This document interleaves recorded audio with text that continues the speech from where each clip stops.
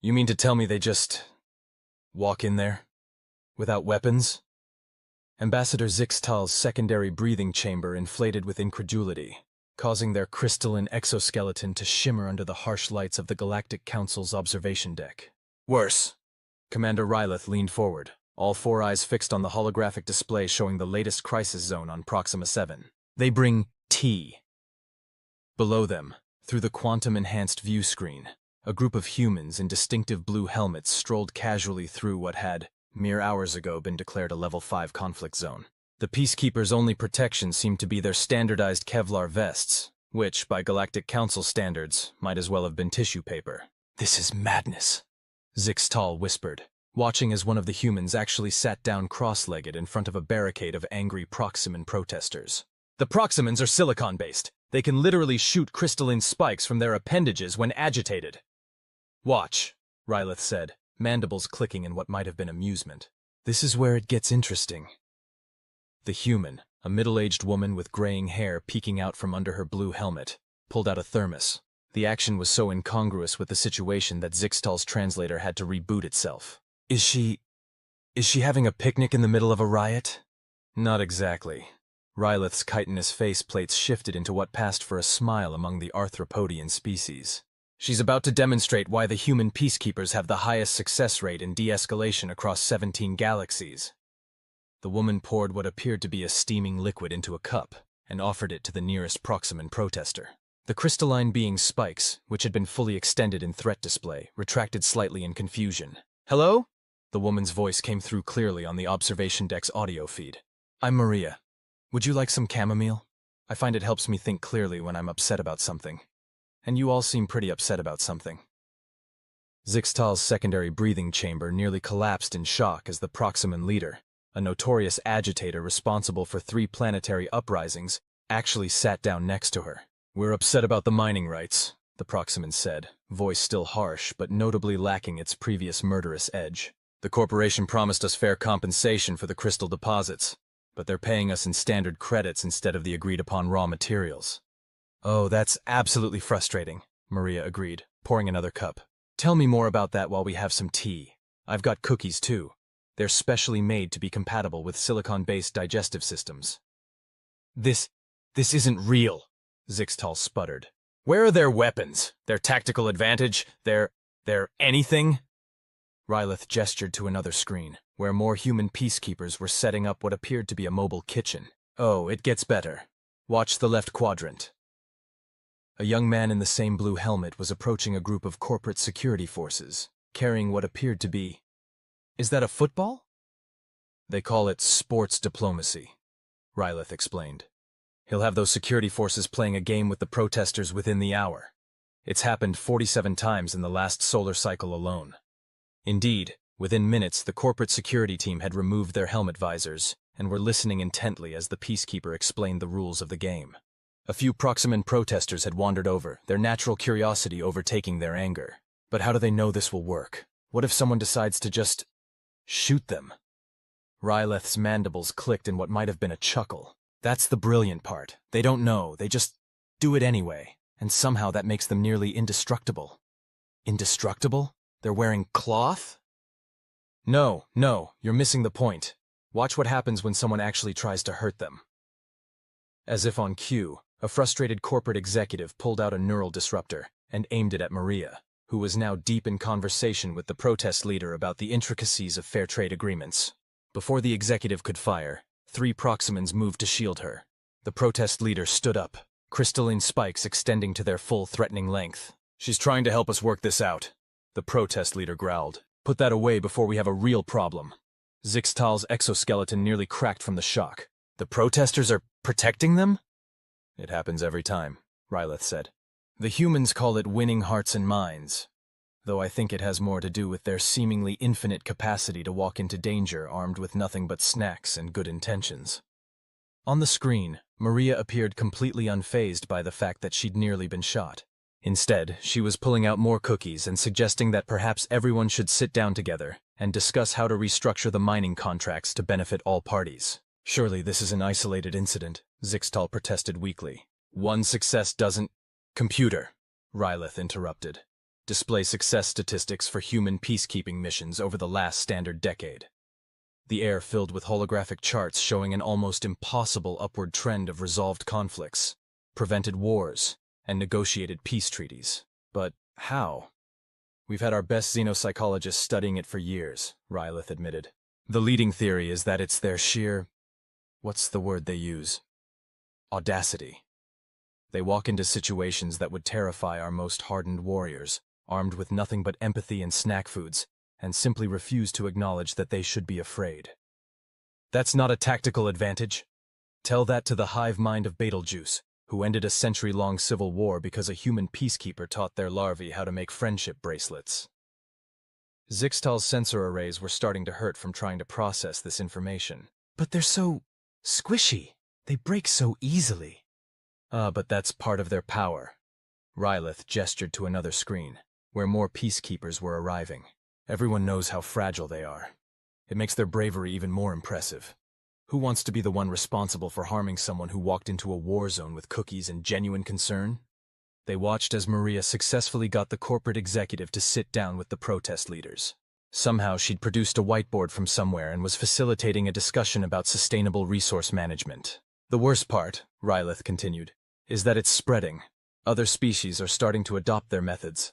Last week I saw a Vulcanoid peacekeeper trying to resolve a space station dispute with something called trust falls. This goes against everything we know about conflict resolution, Zixtal protested.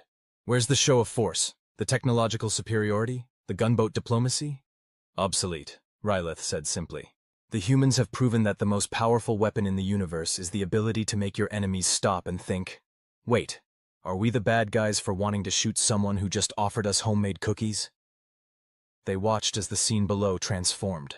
The corporate security forces were now engaged in an impromptu football match with the protesters, while Maria and the leaders from both sides sat around a makeshift table, poring over documents and sharing what appeared to be a plate of baked goods.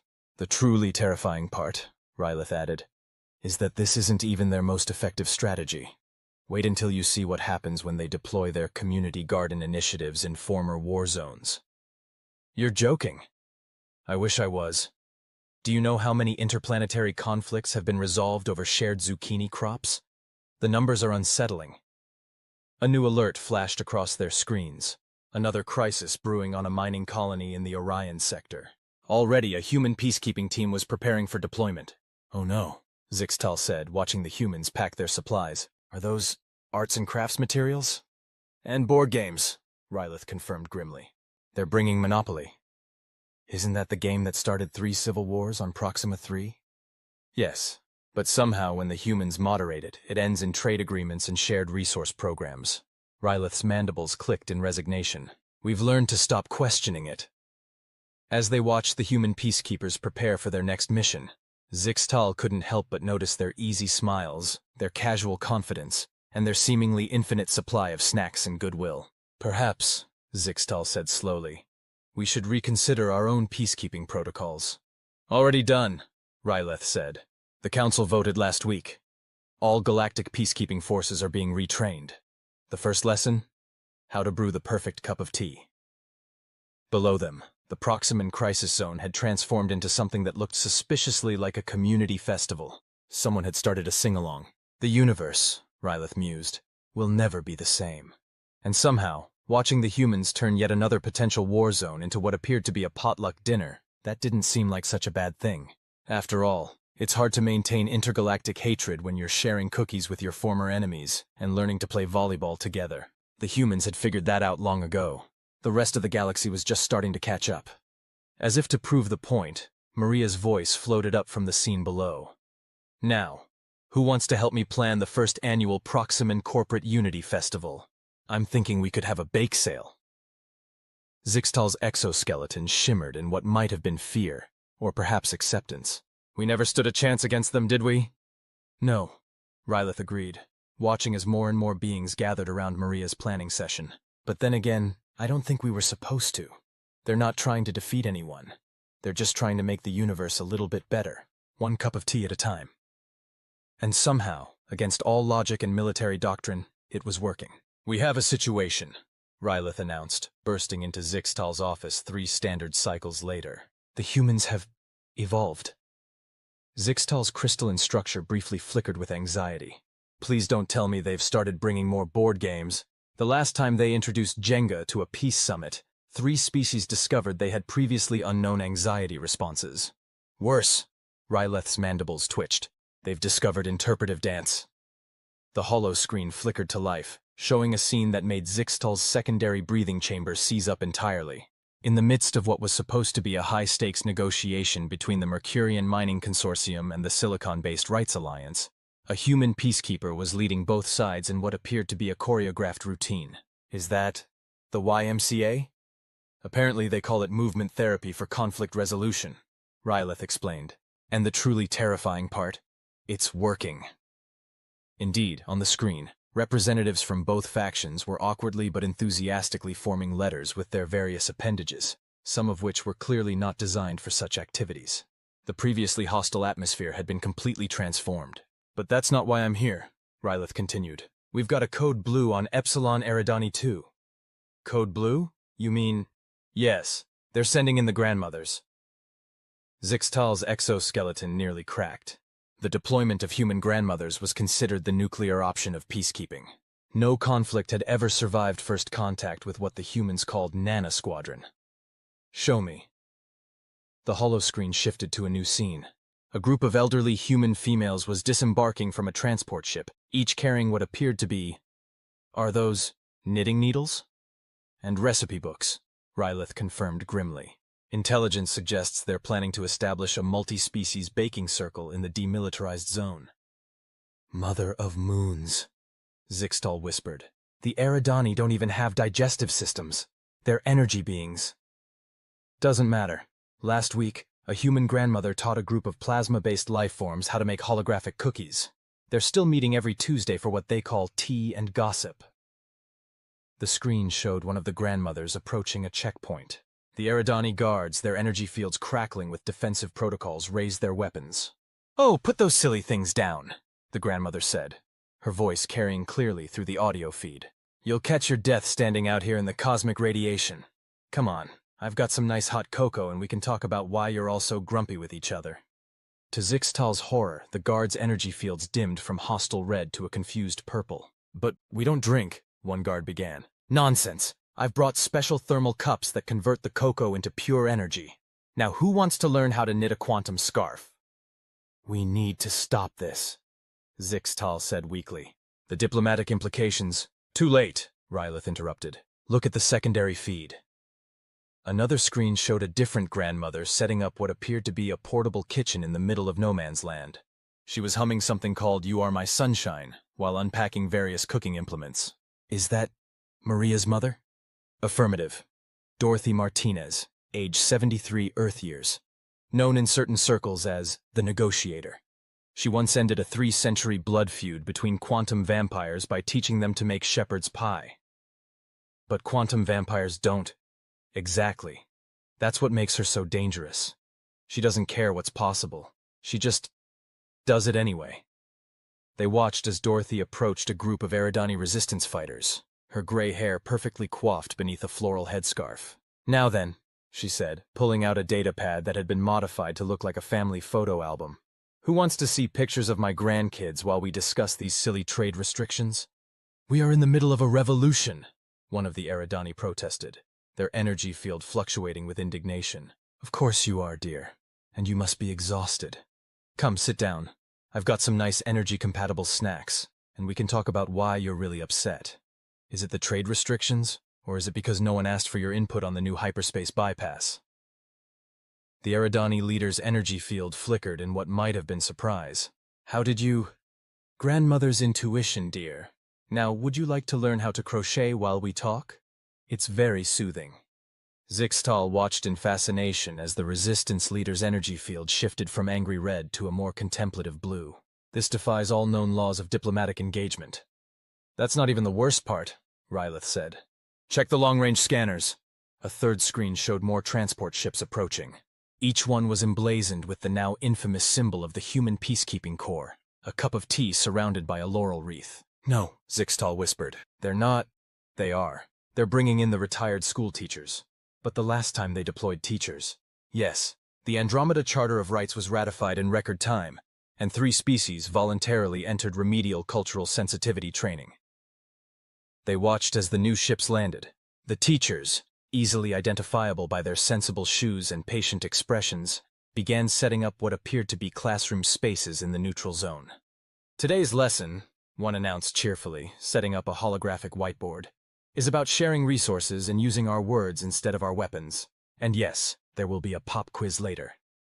The Eridani resistance fighters and corporate security forces alike found themselves instinctively straightening their energy fields, as though preparing for a class photo. "We have to do something," Zixtal said desperately. "The balance of power has already shifted," Rylith finished. "Look." The grandmothers had somehow convinced both sides to sit down for what they were calling a nice chat.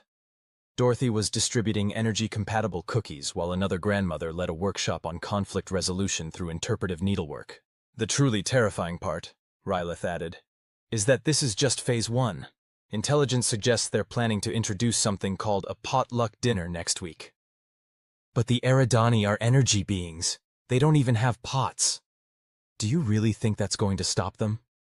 As if to prove the point, Dorothy's voice floated up from the scene below.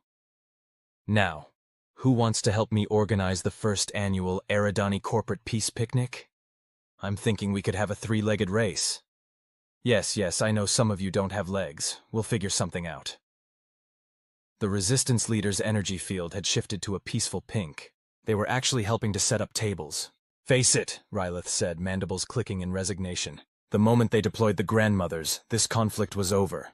No one can resist the combined power of home cooking and gilded diplomacy." But what about the complex socio-economic factors? The centuries of mistrust? The fundamental incompatibilities between organic and energy-based societies? All being addressed in Mrs. Johnson's afternoon workshop on understanding our differences through interpretive art. Rylith gestured to where a former kindergarten teacher was helping various beings create a mural about their feelings. "I hear they're making friendship bracelets next. Energy-compatible ones, of course." Zixtal watched as the scene of conflict transformed into something resembling a rather unusual family reunion. Someone had started teaching the Eridani guards how to play hopscotch, their energy fields leaving glowing trails on the ground. "Perhaps," Zixtal said slowly, "we should update our peacekeeping manuals again."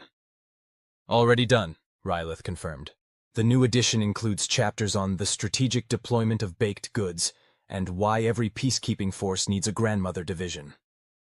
As they watched, Dorothy successfully convinced a group of corporate executives to join a drum circle with the resistance fighters. The rhythm was terrible, but the energy fields of all participants had shifted to harmonious shades of contentment. "The universe," Rylith mused, "never stood a chance against human grandmothers with a mission." And somehow, watching Dorothy organize a line dance while simultaneously mediating a discussion about energy rights, that seemed like the most natural thing in the world. After all, it's hard to maintain intergalactic hatred when someone's grandmother is asking you about your dietary preferences and insisting you're looking too thin, even if you're literally made of energy. The humans had figured that out long ago. The rest of the galaxy was just learning to accept the inevitable. Peace through persistence, victory through volleyball, and diplomacy through dance. As Dorothy's voice rose above the cheerful chaos. "Now who wants to help me plan the bake sale? Yes, we'll have non-corporeal options." Zixtal finally understood. This wasn't just peacekeeping. This was peace through sheer unstoppable grandmotherly love. And against that, even the most hardened warrior didn't stand a chance. "They've done it again," Zixtal announced, sliding into Rylith's office with all the grace of a panicked crystalline being could manage. "The humans have innovated." Rylith's mandibles twitched in what had become their standard response to human peacekeeping developments. "Please tell me they haven't discovered more Earth games. We're still dealing with the diplomatic fallout from introducing Twister to the Centaurian peace talks." "Oh, it's much worse than that." Zixtal's exoskeleton shimmered with anxiety. "They've discovered the power of karaoke." The holoscreen flickered to life, showing a scene that made all 4 of Rylith's eyes widen simultaneously. In the midst of what was supposed to be a tense standoff between the Jovian mercenaries and the free traders of Europa, a human peacekeeper was setting up what appeared to be a sophisticated sound system. "Is that Dancing Queen playing in the background?" "They call it musical conflict resolution," Zixtal explained, voice trembling. And that's not even the worst part. Look who they've brought in to lead it. The camera panned to reveal Dorothy Martinez, now sporting a sequined jacket over her usual floral dress, showing a group of bemused mercenaries how to use a microphone. Now, dears, her voice came through clearly on the audio feed. Everyone gets a turn. And remember, it's not about being good, it's about having fun together. Who wants to start with some Queen? We Are the Champions is always a crowd pleaser. But we're here to negotiate mining rights, protested a Jovian commander, whose tentacles were already unconsciously swaying to the beat. Of course you are, sweetheart. And nothing helps negotiations like sharing a good song first. Now I notice you've been tapping your tentacles to the rhythm. Would you like to try Under the Sea? It seems appropriate. Rylith's mandibles clicked rapidly in distress. This cannot be an approved diplomatic strategy. It gets worse, Zixtal said, queuing up another feed. They've combined forces. The second screen showed Maria, Dorothy's daughter and veteran peacekeeper, setting up what appeared to be a combination craft station and snack bar next to the karaoke setup. A group of retired teachers was arranging chairs in a circle, while several grandmothers unpacked what appeared to be... Are those... friendship bracelet supplies? And karaoke song lists, Zixtal confirmed grimly. They're calling it the Full Earth Experience. They watched in horrified fascination as Dorothy successfully coaxed the Jovian commander onto the makeshift stage. The mercenaries' tentacles wrapped awkwardly around the microphone as they began a surprisingly passionate rendition of Under the Sea. But the diplomatic implications, Rylith began. Too late, Zixtal interrupted. Look at the trade delegation. The European traders, who had arrived armed with plasma cannons and economic sanctions, were now swaying in time to the music. One of them was actually using their bioluminescent appendages to create a light show. This defies all known laws of conflict resolution, Rylith muttered. Oh, it gets better, Zixtal said. Watch what happens when they bring out the disco ball. As if on cue, Maria activated a hovering holographic sphere that scattered rainbow lights across the negotiation space. The effect on the various bioluminescent species was immediate. They began synchronizing their natural light displays with the patterns. Now then, Dorothy announced, taking the microphone between songs. While we're all feeling friendly, why don't we talk about those mining rights? I've made some energy-compatible cookies, and Mrs. Thompson here has a lovely presentation about sharing resources through interpretive dance. But we came here to fight! Protested one of the European traders, though their bioluminescence had shifted to a peaceful shade of pink. Of course you did, dear. But fighting is so much work, and we haven't even gotten to the ABBA medley yet. Now who wants to help me organize the first annual Jovian European Talent Show? We can discuss mineral rights during intermission. Rylith's exoskeleton vibrated with suppressed emotion. This has to violate some sort of diplomatic protocol. That's the genius of it, Zixtal said, watching as Maria began teaching both sides the choreography to YMCA. There's literally nothing in the Galactic Charter about karaoke as a peace-building tool. The scene below had transformed entirely. The Jovian commander was now engaged in a duet with the European Trade Minister, a surprisingly harmonious rendition of Don't Stop Believin' that had both their species glowing in synchronized patterns. The truly terrifying part, Zixtal continued, is that this is spreading. The Arcturian Peace Corps has already requisitioned 300 karaoke machines, and the Syrian Diplomatic Service is demanding dance training for all its officers. But what about the complex political negotiations, the resource allocation disputes, the centuries of interplanetary mistrust? All being addressed during group numbers and snack breaks, Zixtal confirmed. Apparently, it's very hard to maintain ancient grudges while performing Sweet Caroline together. They watched as Dorothy successfully organized both delegations into a conga line, somehow managing to negotiate preliminary trade agreements between verses of La Bamba. The humans, Rylith observed, have weaponized fun. Worse than that, Zixtal said. They've weaponized inclusivity. Did you know they've already adapted karaoke machines for 15 different atmospheric compositions and 23 types of vocal apparatus? Perhaps, Rylith said slowly, we should update our diplomatic training again. Already done, Zixtal confirmed. The new manual includes sections on strategic song selection and dance moves for multiple appendages. They watched as Dorothy somehow convinced both sides to join in a spirited rendition of We Are Family, their various appendages and tentacles linked in what could charitably be called a dance circle. The next generation of peacekeepers, Rylith mused, is going to need a very different skill set. Indeed. The Diplomatic Academy has already replaced advanced weapons recognition with fundamentals of karaoke selection and cross-species choreography 101. As they watched, Dorothy's voice rose above the music. Now, who wants to help plan the first intergalactic Eurovision? Yes, we'll make sure there are categories for both carbon-based and energy-based life forms. The Jovian commander and Europan minister were now collaborating on a playlist for the upcoming talent show, their previous hostilities forgotten in a heated debate about whether Bohemian Rhapsody was too ambitious for their first performance. You know, Zixtal said thoughtfully, maybe this isn't such a bad development after all. How so? Well, have you ever tried to maintain a war footing while doing the electric slide? Rylith's mandibles clicked in what might have been amusement. The humans have discovered something we never considered in all our millennia of diplomatic relations. What's that? That peace doesn't always need complex treaties and stern negotiations. Sometimes it just needs a good beat and a grandmother who won't take no for an answer. Below them, the impromptu karaoke party had evolved into a full-scale diplomatic breakthrough, with trade agreements being signed between choruses of "Stayin' Alive." And somehow, watching Dorothy teach a group of former enemies to harmonize on Imagine, it all made perfect sense. After all, it's hard to maintain intergalactic warfare when you're sharing a microphone and trying to remember the words to Sweet Home Alabama, even if you've never heard of Alabama and your species doesn't actually have a concept of home. The humans had figured that out long ago. The rest of the galaxy was just learning to face the